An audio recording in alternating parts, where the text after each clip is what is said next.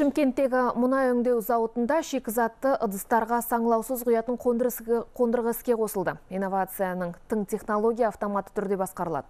Оған қоса қоршаған ортаға зиянды заттардың таралуын азайтады.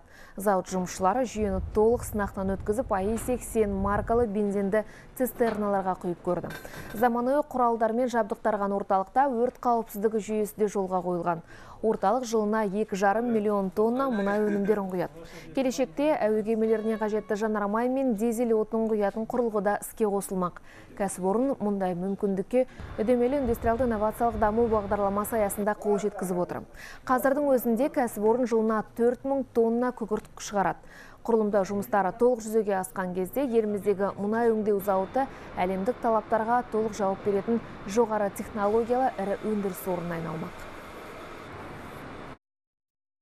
Бұл автоматты қондырғы экология талаптарын ескере отырып салынған. Мұнай өнімдерін құю кезінде шығып атқан көмірсутек булары ығыстырылып ауаға кетіп жатса атмосфераға, бұл установкада арнайы труба арқылы рекуперация блогы бар, сол арқылы сояқтан техпроцестен өтіп шикізат цехына қайтарылады.